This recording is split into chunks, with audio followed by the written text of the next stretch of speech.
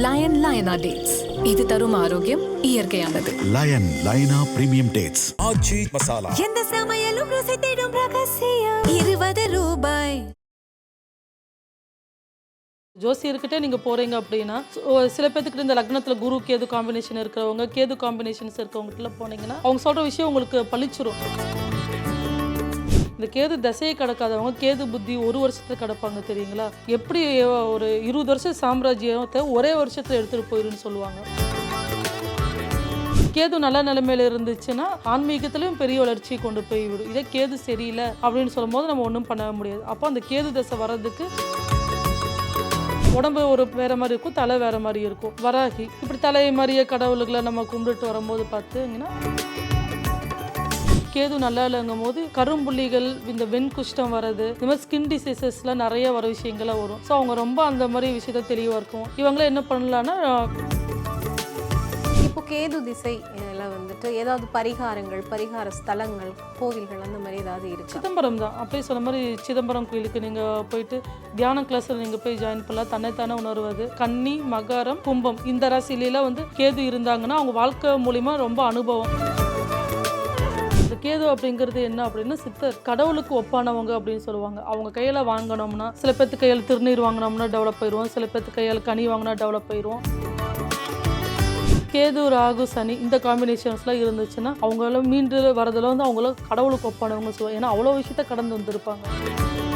நம்மளோட ஜாதகத்தை எடுத்து பார்த்தாலே அங்க ஒரு மிகப்பெரிய அளவுல கிரக யுத்தமே நடந்துருக்கு சொல்லி சில பேர் ராகு கேது கூட சனியில சேர்ந்துட்டாருன்னு வச்சுக்கோங்களேன், அந்த மனுஷன் எப்படி தூங்குவாங்கன்னு தெரிய முடியாது. இந்த மாதிரி ஜாதகத்துல எல்லா விஷயங்களுக்கும் தீர்க்கறதுக்கான ஏதோ ஒரு வழி இருக்கு, அதை நீங்க கண்டிப்பா சொல்லிடுவீங்க. கண்டிப்பா இருக்கு. சில பேர்ல சொல்லுவாங்க ஜாதக ஐபிசி பக்தி நேயர்களுக்கு இனிமையான இந்நேரத்து வணக்கங்கள். இன்று நம்மோடு இணைந்திருக்கிறாங்க கோயம்புத்தூர்ல இருந்து கிரியா சரண்யா மேம். அவங்க கிட்ட நிறைய விஷயங்களை கேட்டு தெரிஞ்சுக்கலாம். அம்மா வணக்கம். வணக்கம். ஓம் கிரியா பாபாஜி நம்ம ஓம். இப்போ கேது அப்படிங்கிறவர் வந்து ஞானகாரகன் அப்படின்னு சொல்கிறாங்க. எல்லா விஷயத்தையும் குறுக்குறாரு, அது ஒன்றும் இல்லை அப்படிங்கிற ஒரு மனநிலைக்கு கொண்டு வர்றாரு.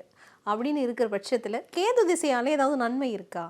கண்டிப்பாக இருக்குது. கேது திசைங்க வந்து அது அவங்கவுங்க ஜாதகத்தில் வாங்கியிருக்கிற அமைப்பு. இப்போ கேது நல்லா இருந்துச்சு அப்படின்னு சொன்னால் அவங்கள மிகப்பெரிய ஒரு, இப்போது நிறைய பேர் இருக்காங்க. இப்போ நித்யானந்தர் இருக்கார், ஜக்கி வாசுதேவன் இருக்கார், நிறைய சித்தர்கள்லாம் இருக்காங்க. அப்படின்னா அவங்களுக்கு கேதுவோட பவர் அவங்களுக்குலாம் நல்லா இருக்குங்கும்போது, கேதுன்னா என்ன, ஆன்மீகம், தியானம், அவங்களாம் வந்து நிறைய ப்ராக்டிஸ் பண்ணி டெக்னிக் பண்ணி, இப்போ ஒரு சித்தர் கோயிலுக்கு நம்ம போனோடனே அவங்க நம்ம போனாலே சும்மாவே ரெக்கவர் ஆகிரும். ஏன் அப்படின்னு சொல்லி பார்த்தீங்கன்னா அவங்க அந்த தியானத்து மூலிமா நிறைய எனர்ஜி, பாசிட்டிவ் எனர்ஜிஸை வச்சுருக்கும் போது நம்ம போகும்போது நம்மகிட்ட இருக்க நெகட்டிவ் எனர்ஜி போயிட்டு அவங்ககிட்ட இருக்க பாசிட்டிவ் எனர்ஜி நம்மளுக்கு வரும்.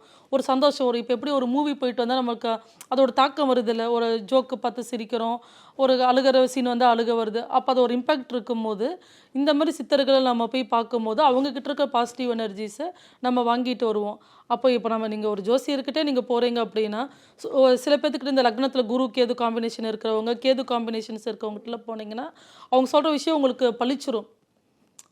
சில பேர்த்த போய் பார்த்துட்டு வந்தாலும், இப்போ வீட்டில் ஒரு குழந்தை அழுகுது, அது சளி பிடிச்சிருக்கு நம்மளுக்கு தெரியுது. பட் வீட்டில் இருக்கிற சிறப்போ வேறு ஏதாச்சும் நம்ம ஊற்றினோம்னா சரியாகாது. பட் அந்த வாசப்படி போய் நம்ம மிதிச்சுட்டு வரோம். ஏன்னா ஹாஸ்பிட்டல்னாலே ராகு கேது தான். நீங்கள் சிம்பிளே பார்த்தீங்க, அந்த டாக்டர் சிம்பிளே பார்த்தீங்கன்னா ராகு கேது பிணைப்போட பிணைஞ்சிருக்கும். ஸோ நம்ம அவங்களுக்கு இப்போ ஒரு அட்டண்டன்ஸு, அந்த ஆக்டிவேஷன், அந்த பிளானட் ஆக்டிவேஷனுக்கு நம்ம போயிட்டு வந்தால், சும்மா சொல்லுவாங்களே போய் ஒரு கப்பம் கட்டிட்டு வரணும், அப்போ தான் அந்த மருந்து நம்மகிட்ட இருந்திருக்கும் வீட்டில். ஆனாலும் அங்கே போய் ஒரு 1000 ரூபா செலவு பண்ணிட்டு வந்தோம்னா அந்த ஒரு விஷயம், அது வந்து கர்மான்னு சொல்லுவாங்க. கேதுங்கிறது என்ன அப்படின்னா கர்மா, நம்ம பாஸ்ட் கர்மா இருக்குது பார்த்தீங்களா, பாஸ்ட் கர்மாவோட கனெக்டே இருக்கும். இப்போ ஒவ்வொரு இந்த உலக சுழற்சிங்கிறது வந்து 120 ஆண்டுகள்னு சொல்லுவாங்க. ஒவ்வொரு கிரகத்தோட நம்ம ஆயுசுங்கிறது 100 ஆயுசுலாம் கிடையாது, 120 தான். இப்போ சைனாவில், ஜப்பான்லாம் வாழ்கிறாங்க 120 வயசுலாம், அது ஒரு பெரிய ஆச்சரியமாக கிடையாது. ஏன்னா அவங்களுக்கு அந்த ப்ரீத்திங் இது கரெக்டாக அவங்க ஆக்டிவேட் பண்ணும் போது இவ்வளோ சுவாசந்தான் விடணுன்ட்டு மனுஷனுக்கு ஒரு ஆயுசில் ஜாதகத்தில் எழுதியிருக்கும். அந்த இது வரைக்கும் அவங்க கரெக்டாக நம்ம விட்டுட்டு வந்தால் எல்லாருமே 120 வருஷம் வாழலாம். ஆனால் இப்போ இருக்கிற அந்த ஃபாஸ்ட் மூவிங் வேர்ல்டில் நம்ம ஏன் வந்து 50, 60 தாண்டது, 40 தாண்டது இப்போ ஒரு பெரிய விஷயமா இருக்குது. ரீசெண்டாக நாங்கள் தெரிஞ்சவங்க எல்லாம் ஒரு பையன் 27 அந்த மாதிரி பர்சன்ஸ்க்குலாம் ஹார்ட் அட்டாக் இருக்குது அப்படின்னா அவங்க வேகமான சுழற்சி, ஃபாஸ்ட் மூவிங் வேர்ல்டு அப்படிங்குவோம். அப்போ அந்த கேது தசை அப்படிங்கிறது பார்த்திங்கன்னா 7 வருஷம். இப்போது சுக்கிரதசையில் சுக்கிரதசையில் பிறக்கவங்களும் குட்டி சுக்கிரன்னு சொல்லுவாங்க. அவங்களும் கேது திசையை கடக்க மாட்டாங்க. பட் ஆனால் கேது புத்தி எல்லோரும் கிடப்பாங்க. அப்போ அந்த கேது தசைங்கிறது 7 வருஷம், கேது புத்திங்கிறது 1 வருஷம்.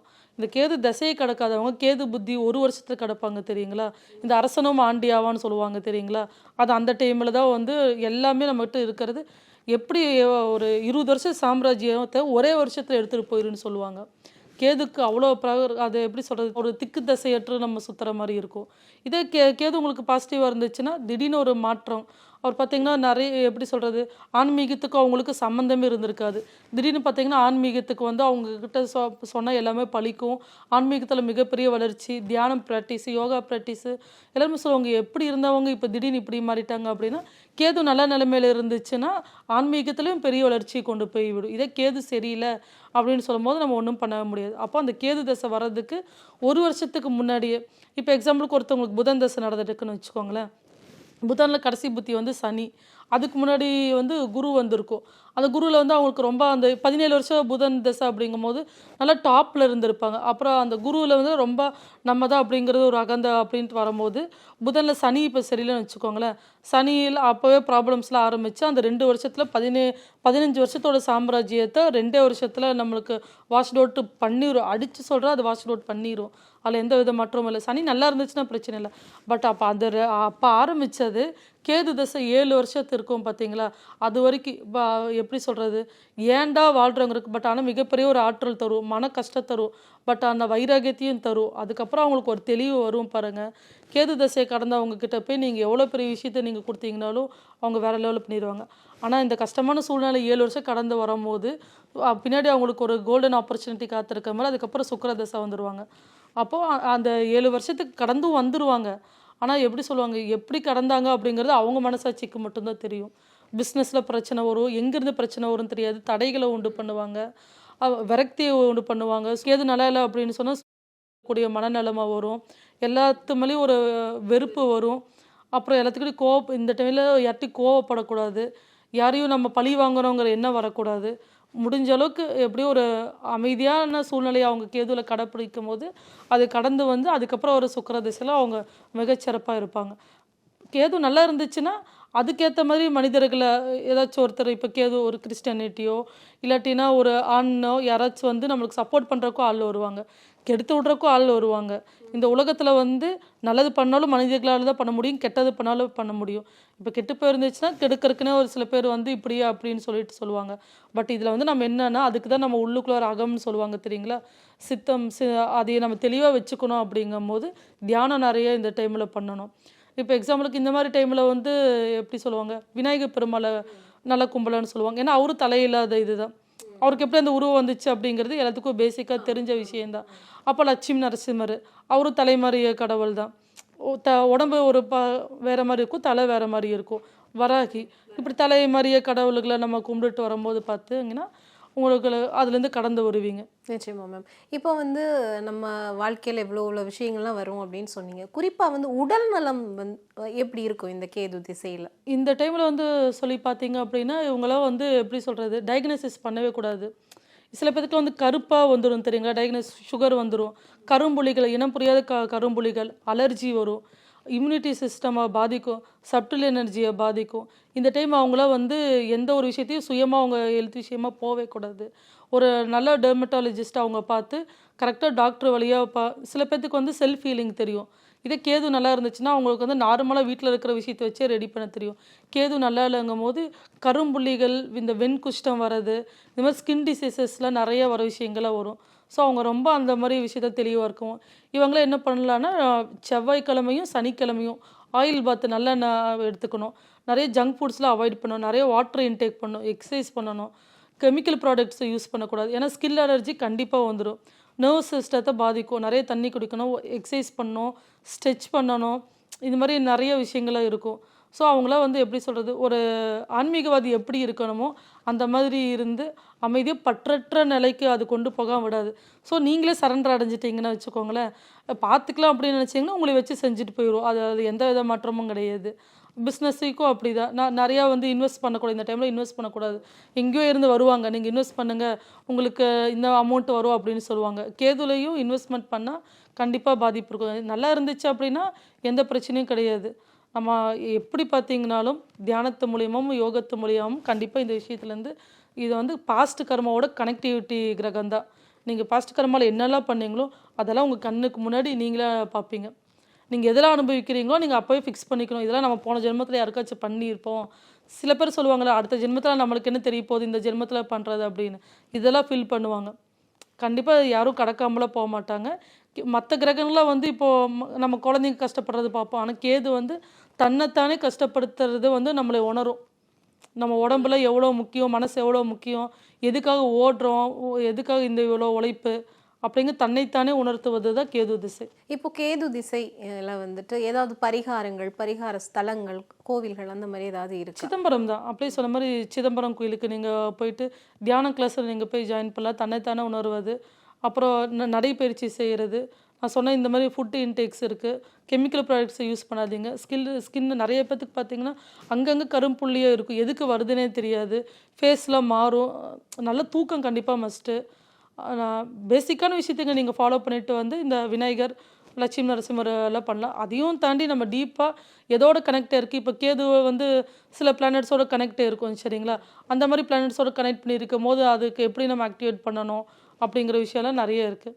குறிப்பாக வந்து ஒருத்தரோட ஜாதகத்தை நம்ம எடுத்துக்கிட்டோம் அப்படின்னு சொன்னால் எந்த கேது பகவான் எந்த இடத்துல அமர்ந்திருந்தால் அவர்களுக்கு நன்மை தரக்கூடிய மாதிரியான அமைப்புகள் இருக்கும்? பொதுவாக ராகு கேதுக்கு வந்து வீடுகள் இல்லைன்னு சொல்லுவாங்க.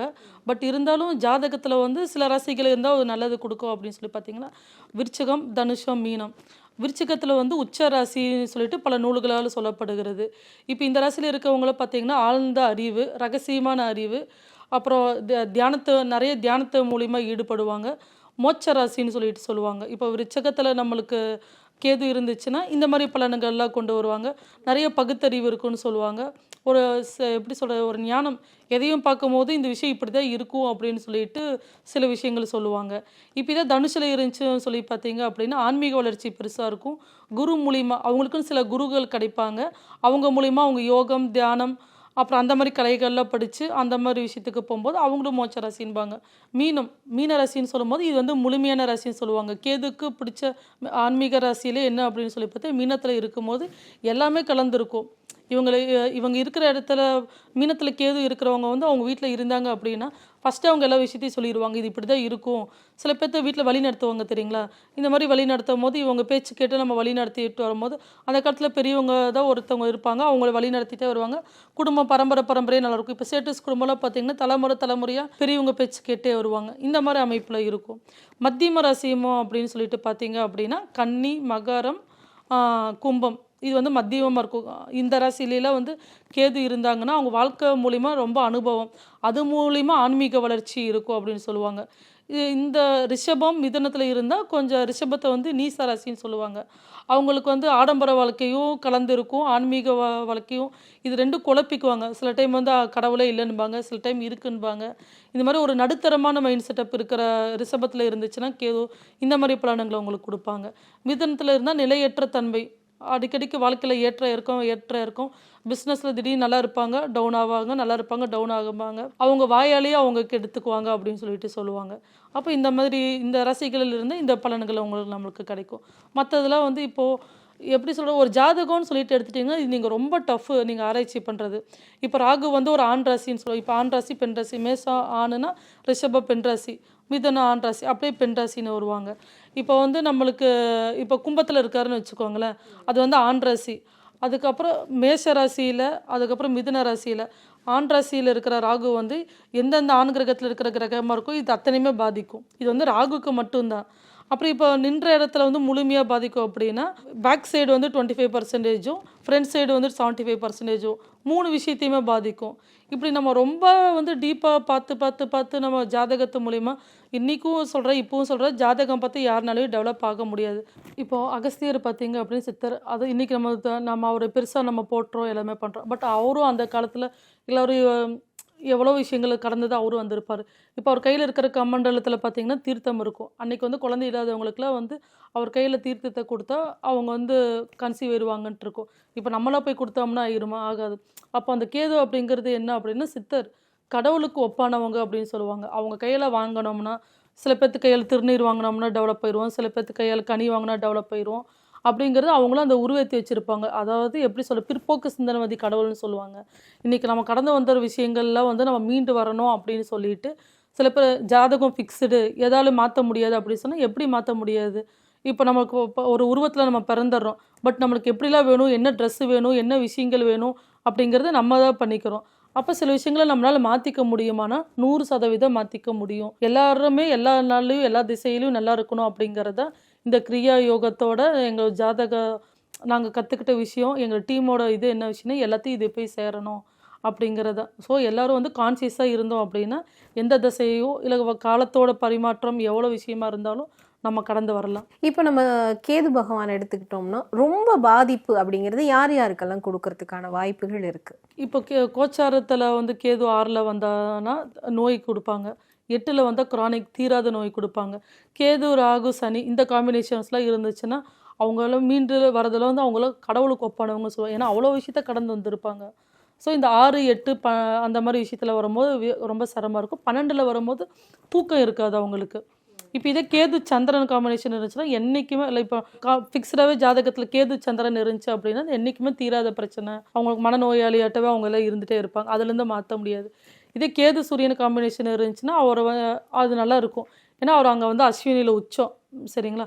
அந்த மாதிரி இந்த மாதிரி காம்பினேஷன்ஸ்லேயே நம்ம வரும்போது தான் நம்ம லைஃபோட விஷயமே இருக்கும். அப்போ அந்த காம்பினேஷனை பார்க்கணும் நம்ம ஜாதகத்தில்.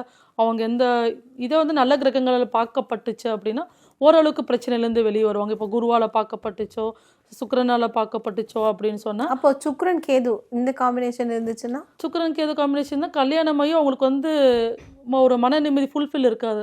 ஸோ இதில் கேதுவா சுக்கிரனா நம்ம ஆக்டிவேட் பண்ணோம் அப்படின்னா கேதுவை ஆக்டிவேட் பண்ணக்கூடாது, சுக்கிரனை தான் ஆக்டிவேட் பண்ணணும். அப்போ தான் அவங்க இல்லறத்தில் ஓரளவுக்கு நிம்மதியாக இருக்கும். இல்லாட்டினா எப்போவுமே ஒரு விரக்தி தன்மை, செவுத்தை பார்த்துட்டே உட்காந்துருப்பாங்க, ஃபேமிலி கூட இன்டரப்ட் ஆகவே மாட்டாங்க, இந்த மாதிரி விஷயங்கள்லாம் பாதிக்கும். ஸோ அது வந்து அந்த எந்த பிளானட் ஆக்டிவேட் பண்ணணும் எது பண்ணக்கூடாது அப்படிங்கிற ஒரு பெரிய விஷயத்தை கடவுள் நம்மளுக்கு ஜோதிடம்னு சொல்லி கொடுத்தாங்க. இது 64 கலைகள், இது ஒரு பெரிய கலை. ஸோ இது நான் சொன்ன மாதிரி இப்போ ஒவ்வொரு ஆண் ராசியில் உட்காந்துருக்கிறது, இந்த பிரகம் பார்க்கறது, இப்படி இது வந்து கடலாக போயிட்டுருக்கும். ஒரு ஜாதகத்தை நம்ம உண்மையாக ஃபுல்லாக பார்க்கறதுனால 4 நாள் ஆகி போயிடும். அப்போ அப்படி இருக்கும்போது மேலோட்டமாக நம்ம பார்த்து சொல்கிறோம். இப்போ நான் பார்க்குறேன்னா நான் ஒரு குறைஞ்சது ஒரு 2 hours எடுத்துக்கோணும் ஜாதகத்தை பார்த்து உடனேலாம் நான் சொல்கிறேன் ஒரு தியானத்து மூலிமா.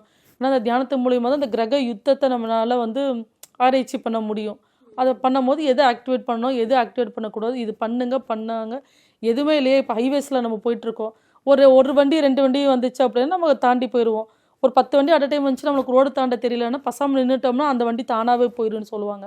அந்த மாதிரி கிரக யுத்தத்தோடு நம்ம வாழ்க்கையில் போராடும் போது சில டைம் சும்மா இருந்துட்டு கடவுள்கிட்ட சரணடைஞ்சிட்டு தியானம் யோகத்து மூலியமா போகும்போது நம்ம கடந்து வரலாம். நம்மளோட ஜாதகத்தை எடுத்து பார்த்தாலே அங்க ஒரு மிகப்பெரிய அளவுல கிரக யுத்தமே நடந்துட்டு சொல்லி சில பேர் ராகு கேது கூட சனியில சேர்ந்துட்டாருன்னு வச்சுக்கோங்களேன், அந்த மனுஷன் எப்படி தூங்குவாங்கன்னு தெரிய முடியாது. பட் இதையும் நம்ம கடக்கலாம். அதான் நாங்கள் இது ஒரு லைஃப் கோச்சாக வச்சுருக்கோம், கிரியா லைஃப் கோச்சுன்னு அப்படின்னு சொல்லி வச்சு எதை ஆக்டிவேட் பண்ணோம் பண்ணலை. சில பேர்லாம் நாங்கள் ஜாதகத்தை கொண்டு போய் கோயில் உண்டியிலேயே போட வச்சுட்டு அதுக்கப்புறம் நீங்கள் எப்படி ஆக்டிவேட் பண்ணணும். இப்போ கேது நல்லா இருந்துச்சு, இப்போ கீழ்பெரும்பலம் கேதுவோட ஸ்தலம் வந்து கீழ்பெரும்பலம், சரிங்களா? நாங்கள் ஒரு 6 months முன்னாடி நான் போயிருக்கும் போது அந்த கோயில் எவ்வளோ இன்டெப்த்தாக இருக்குது. ஃபாரினர்ஸ் எவ்வளோ கூட்டம் தெரியுங்க. நம்ம ஆளுங்க போகணும், வண்டி பிடிச்சி போகணும், வெயில் அடிக்கும், டயர்டாயிரும், குழந்தை இருக்குது, குட்டி இருக்குது. ஆனால் அவங்க எங்கெங்கேயோ இருந்து வந்து, ஏன்னா கேதுவோட கதிர்வீச்சு வந்து நேராக அந்த கீழ்பெரும்பலத்தில் தான் இருக்குது. சில பேர்த்துக்கு கேது தோஷம் இருந்தாலும் மாங்கல்யத்தை கழட்டி அதில் போட்டுட்டு பண்ணுறவங்களும் இருக்காங்க. அது மாதிரி இப்போ 5ல் கேது இருந்துச்சுன்னா குழந்தை பிறக்கிறது தாமதம்னு சொல்லுவாங்க. பட் குரு பார்வை இருந்துச்சுன்னா அது நம்மளுக்கு அதுலேருந்து விடுபட்டு குழந்தைங்கள ஒரு நல்ல அறிவாக இருக்கும். குரு பார்வை இல்லாட்டினா குழந்தை இல்லைங்கிற விஷயங்கிறது உண்மை தான். ஸோ அந்த கேதுவோட அமைப்பு எங்கெங்கே உட்காந்துருக்கோ அந்த மாதிரி தான். 7ல் இப்போ இருந்துச்சு அப்படின்னா கலத்தரஸ்தானம்னு சொல்லுவாங்க. அங்கே இருந்துச்சுன்னா இப்போ ஆப்போசிட் பார்ட்டி, இப்போ கணவனா மனைவிக்கு 7ல் இருந்துச்சு அப்படின்னா அவங்க எப்போவுமே டிப்ரெஷன்லேயே இருப்பாங்க, அமைதியாக இருப்பாங்க, பேச மாட்டாங்க. இப்போ அவங்கள வந்து நார்மலாக பீப்புள்ஸ்ன்னு சொல்லுவாங்க, திமிரு பிடிச்சவங்க, யார்ட்டையும் பேச மாட்டாங்க. ஆனால் இன்பில்ட்டாக அவங்களுக்கு ஒன்றுமே தெரியாது. அவங்க வந்து அமைதியாக இருக்கிறதுக்கு விரும்புவாங்க. ஏழில் கேது இருந்துச்சுன்னா அவங்க அமைதி தான், அதில் எந்த வித மாற்றமும் கிடையாது. அப்போ அவங்கள போய் நம்ம தேவையில்லாமல் பேசுறதும் ஒரு விதத்தில் பாவம் தான். மற்றவங்கள பற்றி திங்க் பண்ணுறதே பாவம் தான். நல்ல விஷயத்துக்கு பண்ணுவோம், ஆனால் யாரும் இப்போ பண்ண போகிறதுலாம் கிடையாது. ஸோ முழுக்க முழுக்க கேது வந்து ஒரு ஞானக்காரகன். அந்த 7 வருஷத்தை யார் கடந்து வராங்களோ அவங்கக்கிட்ட இருக்கிற ஞானம் மிகப்பெரிய ஞானமாக இருக்கும். ஆனால் கஷ்டப்படுவாங்க. இந்த ஆட தெரியாதவனுக்கு மேடை கோணங்கிற மாதிரி அந்த டைம் தொழில் தெரியாமல் போய் இறங்கிட்டு நம்ம தொழிலில் பற்றி குறை சொல்லி பிரயோஜனம் இல்லை. ரொம்ப தெளிவாக இருக்கணும், அதை நம்ம கண்ட்ரோல்டு இருக்கணும். யாரையும் அந்த டைமு இவங்க நம்மளுக்கு பண்ணி கொடுப்பாங்க, அவங்க நம்மளுக்கு பண்ணி கொடுப்பாங்கன்னு நினச்சோம்னா இதாக இருக்கும். பட் அந்த 7 வருஷம் முடிஞ்சு வரும்போது அது இப்போ தொழில் இருக்காங்களா, இல்லை ஒரு பிஸ்னஸ் ஒரு இடத்துல ஆஃபீஸில் வேலைக்கு போகிறாங்களா, இப்போ 7 வருஷம் கேது தசை இருக்குது, அந்த ஆஃபீஸில் ப்ராப்ளம்னா இன்னொரு ஆஃபீஸுக்கு போயிட்டாலும் அதே ப்ராப்ளம் நம்ம தான் கேரி ஃபார்வர்ட் பண்ணணும். அதுக்கு பழைய இடத்துல இருந்துட்டு போனாலே நம்மளுக்கு ஒரு மதிப்பாச்சு கிடைக்கும். பட் அந்த 7 வருஷத்தை கடந்து வரும்போது என்னோட கிளைண்ட்டை ஒருத்தர் சரவணகுமார்னு சொல்லிட்டு அவர் ஒரு வாட்டி பேசும்போது இதே கேது திசையில் தான் இருக்குது. அவர் கிட்டத்தட்ட அந்த டைம் பாதி கடந்துட்டார். எனக்கு ஆஃபீஸில் மன உளைச்சல் இருங்க, எங்கேயும் போகாதீங்க, பட் இன்னொரு இடத்துக்கு போனாலும் உங்களுக்கு இதே ப்ராப்ளம் தான் இருக்கும் அப்படின்னு சொல்லும்போது அவரும் சில விஷயங்கள் நம்ம எதா இருந்தாலும் 48 நாள் ஒரு மண்டலத்துக்கு தான் நம்ம கடந்து வருவோம். நம்ம அப்போ பண்ணும்போது நடுவில் என்கிட்ட பேசாமையும் போனார். பட் அதுக்கப்புறம் சடனாக ஒரு நாள் நான் கூப்பிட்டு சரி பேசுவேன். அப்பப்போ நான் யாருக்காச்சும் நான் கூப்பிட்டு தோணும் போது எப்படி போயிட்டுருக்குன்னு கேட்கும்போது என் மேலே நடுவில் திருட்டு பழையில் கட்டினாங்க, இதே ஆஃபீஸ் தான். பட் ஆனால் அது நான் அப்போ அந்த டைமில் எனக்கு உங்கள் மேலே ரொம்ப கோவமாக இருந்துச்சு, இவங்க தான் இந்த ஆஃபீஸில் இருன்னு சொன்னாங்கல்ல, இன்றைக்கி நம்ம இந்த திருட்டு பள்ளிக்காக வந்திருக்கிறோம் அப்படின்ட்டு. பட் அது அவர் இல்லைன்னு சொல்லி ப்ரூஃப் ஆனதுக்கப்புறம் அவர் தூக்கி ஒரு ஹெட் போஸ்ட்டில் கரெக்டாக அந்த கேது தசை முடியும் போது ஒரு தலைமை பண்பில் உட்கார வச்சிருச்சு. ஆனால் அதில் கூப்பிட்டு சொல்ல மாட்டாங்க, கஷ்டம்னா மட்டும் தான் கூப்பிட்டு சொல்லுவாங்க. இது நம்மளால் கூப்பிட்டு கேட்டு சந்தோஷம் தான் நம்மளுக்கு அவங்க நல்லா இருக்கிறது. பட் கேட்கும் போது நம்மளால நல்லா இருந்தாங்க அப்படிங்கிறது ஒரு சந்தோஷம் இருக்கும். இப்போ சொன்ன பார்த்தீங்களா லக்னத்தில் கேது, இப்போ எனக்கும் லக்னத்தில் கேது இருக்கிறனால அப்படிங்கும்போது நம்மளோட சின்ன சின்ன அறிவுகள் நம்மளுக்கு தெரிஞ்சது, நமக்கு கடவுள் கொடுத்த மகிமையில பாபாஜி கொடுத்த விஷயத்தில் நம்ம சொல்லும் போது அவங்க ஃபாலோ பண்ணிட்டு வரும்போது சில பேர் புரிஞ்சுக்காமல் போனவங்களும் உண்டு. எல்லாரும் எல்லாத்தையும் புரிஞ்சுக்கணும் அவசியம் இல்லை. சாமியே இப்போ நம்ம பல வருஷமாக ஒரு சிலையை வச்சு உள்ளே கும்பிட்டுருக்கோம். அந்த சாமி சின்னதாக ஒரு கிராக் விழுந்துருச்சுன்னு வாசலில் போட்டு ஒரு புது சிலையை வைப்பாங்க. நம்ம அதை கடந்தே போவோம். அந்த சிலையை பார்க்குறதுக்கு நம்ம ஒரு காலத்தில் அவ்வளோ ஏங்கிட்டு தூரத்துலேருந்து கண்ணத்தலையில் போட்டுக்குவோம். ஆனால் அதை கடந்து போகும்போது அந்த கல் அங்கே தான் இருக்கும், நம்ம பார்க்க மாட்டோம். அது கல்லாக மாறிடும் என்னைக்கு உடஞ்சிடும். அப்போ மனுஷங்க நம்மளோடதெல்லாம் ஒன்றுமே இல்லை அப்படிங்கிறது தான் விஷயம். கடவுளுக்கு அந்த நிலமான சராசரி மனிதர்களை மாத்திரம். மேம் இப்போது ராகு கேது அப்படிங்கிறது நம்ம கேது பகவானை பற்றி பார்த்தோம். கொஞ்சம் பயமாகவே தான் இருந்துச்சு. நம்மளோட ஜாதகத்தில் வந்து இந்த மாதிரி கேது பகவான் ரொம்ப வீக்காக இருக்காரு அப்படின்னு சொன்னால் அது ஒரு பயங்கரமாக தோஷம் அப்படின்ற வரைக்கும் இருக்குன்றது வரைக்கும் நம்மளுக்கு தெரிஞ்சிச்சு அப்படின்னு சொன்னால் அதுக்கு நம்ம ஏதாவது பரிகாரம் செய்யலாமா? அந்த மாதிரி ஏதாவது பரிகாரம் செய்திருக்கீங்களா? உங்களுக்கு வர்றவங்க கிட்ட அவங்களுக்காக நீங்கள் ஏதாவது செய்திருக்கீங்களா? அது என்ன மாதிரியான விளைவுகள் எல்லாம் கொடுத்துருக்கு, அது நன்மையான விளைவுகளை கொடுத்துருக்கு? ஏன்னா கேது பகவான் நினைக்கும் போது கொஞ்சம் பயமாக இருக்குது நீங்கள் சொல்கிறதெல்லாம் கேட்கும் போது. நமக்கு 1 இயருக்கு முன்னாடி ஒரு கிளைண்ட் வந்திருந்தாங்க. அவங்க வந்து பார்த்திங்க அப்படின்னா இந்த அசாம் சைடு இருக்கிறவங்க தான் வந்திருந்தாங்க. அப்போ அவங்களுக்கு அந்த டைம் வேறு ஒரு ரெஃபரன்ஸில் இருக்கும்போது இந்த மாதிரி கேது ரொம்ப வீக்காக இருக்குது அப்படிங்கும்போது இப்போ ஒருத்தவங்க இருக்காங்க. இப்போது நான் தான் இப்போ வச்சுக்கோங்களேன், இப்போ ஒரு கேதுன்னு வச்சுக்கோங்க, உங்களுக்கு நான் ரொம்ப தொல்லை கொடுக்குறேன். அப்போ நீங்கள் என்னை பற்றி யார்கிட்ட போய் கம்ப்ளைண்ட்டோ இல்லாட்டினா கம்ப்ளைண்ட் பண்ணாட்டினா ரெக்வஸ்ட்டாக இது மாதிரி உங்கள் பையனோ உங்கள் பொண்ணோ செய்கிறது நிப்பாட்டிக்கோங்க, யார்கிட்ட போய் சொல்லுவோம்? கண்டிப்பாக அம்மா அப்பா கிட்ட. அதே மாதிரி தான் இப்போ கேது இவருக்கு வீக் இருக்குது, அவங்க இப்போ கிரகச்சேர்க்கையும் வீக்காக இருக்குது, சரிங்களா, பார்வையும் சரியில்லை. அப்புறம் அங்கே வித்தியாசமே இதுக்கு ஒரு மாற்று யோசனைங்கிறது ஒரு விஷயத்த பண்ணோம். அப்படின்னா அவங்களோட தாய் தந்தையை நாங்கள் எடுத்துக்கிட்டோம். அவங்க தந்தை விப்ரசித்தி, காஷியப்பரோட மகன். அவர் அம்மா சிம்ஹியா. இவங்க பார்த்திங்கன்னா அசுர குலத்தை சேர்ந்தவங்க. இந்த விப்ரசித்தியோட தந்தையாரே பார்த்திங்க அப்படின்னா நிறைய போர்கள் பண்ணி அவரும் நிறைய மறுபிரிவைகள் எடுத்து அசுர குலத்தில் போர் புரிவர வல்லுநர்கள் அப்படின்னு சொல்லுவாங்க. அப்போ நாங்கள் இவங்களோட தாய் தந்தையோட அவங்களோட இதை எடுத்து அவங்களுக்கு முறையான வேண்டுதல் வச்சு 48 நாள் அவங்களுக்கான யாகத்தை நாங்கள் பண்ணும்போது இவங்களுக்கு அந்த கேது விஷயத்துலேருந்து கண்டம்னு சொல்லுவாங்கள்ல, கண்டம், மரணத்துலேருந்து யாருனாலையும் தப்பிக்க முடியாது, பட் கண்டத்துலேருந்து தப்பிக்கலாம். எல்லோரும் சொல்லுவாங்க ஜாதகம் பார்த்தா, நான் சொல்லுவேன் எப்போவுமே ஒரு 6 மாதத்துக்கு ஒரு வாட்டி கண்டிப்பாக ஜாதகத்தை பார்க்கணும். நம்மளுக்கு ஏதாச்சும் ஒரு கண்டம் வருதா யாருனாலையும் பார்க்க முடியாது, பட் ஆனால் அதில் ஒரு அவேர்னஸ் இருக்கணும். கண்டத்தை இப்போவும் சொல்கிறேன், கண்டத்துலேருந்து தப்பிச்சிடலாம், பிறப்புலையோ மரணத்துலையோ யாருனாலையும் தப்பிக்க முடியவே முடியாது. பட் கண்டம் அப்படிங்கும்போது கண்டத்தை தாண்டி வந்தவர் நிறைய. அப்போ நான் அவங்க தாய் தந்தை அவங்களுக்கு முறையான நாங்கள் பூஜை புனஸ்காரங்களை நாங்கள் பண்ணி நம்ம என்னென்ன விஷயங்கள் நம்ம கொடுக்கணுமோ அவங்களுக்கான இதாக கொடுத்து ரெடி பண்ணி இன்றைக்கி அவங்க நம்மளுக்கு உயிர் இருந்தாலே போதுமே. சொத்து போச்சு, நிறையா விஷயங்களை இழந்தாங்க, பிடிச்சாங்க, அதெல்லாம் வேறு. பட் நமக்கு தூங்கி எந்திரிச்ச நிலைக்கு உயிரோடு இருந்தாலே நம்மளுக்கு போதுமானது. நம்ம எவ்வளோ விஷயத்த கடந்து வர போகிறோம். ஸோ நாங்கள் அந்த மாதிரி அவங்க அம்மா அப்பாவை விபரச்சித்தியும் சிமிகாவும் அசுர குலத்தை சேர்ந்தவர்கள் அவங்களுக்கு முறையான பூஜையை வச்சு ட்ரை பண்ணோம். அவங்ககிட்ட சொன்னோம் நாங்கள் இது மாதிரி நம்ம ட்ரை தான் பண்ண முடியும் அப்படிங்கிற ஒரு விஷயத்தை நம்ம சொன்னோம். சரின்னு சொன்னாங்க. பட் அதையும் நாங்கள் பண்ணோம். கடவுள் புண்ணியத்தில் அது மிகப்பெரிய சக்ஸஸாக போச்சு. அது வந்து எங்கள் மகாவதார் பாபாஜி நான் கும்பிட்ற கடவுள் எனக்கு கொடுத்த வரப்பிரசாதம். இந்த கிரியா யோகத்து மூலிமா அது எப்படி இயக்கணும் அப்படிங்கிறது நாங்கள் இயக்கி அது மிகப்பெரிய சக்ஸஸாக இருந்துச்சு. அவங்க குடும்பமே எங்களை வந்து நேரில் வந்து பார்த்துட்டு போனாங்க. ஒரு ஜாதகத்துல தீராத பிரச்சனைகளை கூட தீர்த்து வைக்கிறதுக்கு வழி இருக்கு அப்படின்னு சொல்லி கண்டிப்பாக சொல்றீங்க. இருக்குது. கண்டிப்பாக கண்டிப்பா. அதாவது ஒரு ரொம்பவே ஒரு ஒரு இது ஒரு அற்புதமான ஒரு விஷயம் தானே. ஏன்னா நீங்க இது புதுசா ஒரு விஷயத்த நம்மளுக்கு வர்ற கிளைண்ட்டுக்காக ட்ரை பண்ணியிருக்கீங்க. இந்த மாதிரி ஜாதகத்துல எல்லா விஷயங்களுக்கும் தீர்க்கறதுக்கான ஏதோ ஒரு வழி இருக்கு. அதை நீங்க கண்டிப்பா சொல்லிடுவீங்கன்னு கண்டிப்பாக நினைக்கிறேன். இருக்குது. சில பேர்லாம் சொல்லுவாங்க ஜாதகம் இப்போது நம்ம ஜாதகம் எதுக்காக பார்க்க போகிறோம். இப்போ நீங்கள் என்கிட்ட ஜாதகம் பார்க்கறதுக்கு வரீங்க, பார்த்துட்டு போயிட்டு நீங்கள் போய் உங்கள் வேலையை பார்க்கறதுக்கு நீங்கள் சும்மாவே உங்கள் வேலையை பார்க்கலாமே.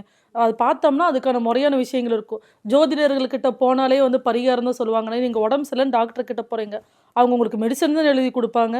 உங்களுக்கு உடம்பு சரியாயிட்டு ஆப்ரேஷன் பண்ணுன்னு சொல்லுவாங்களா, அப்போ அவங்க உங்ககிட்ட என்ன பணம் பறிக்கிறாங்கன்னு அர்த்தமா?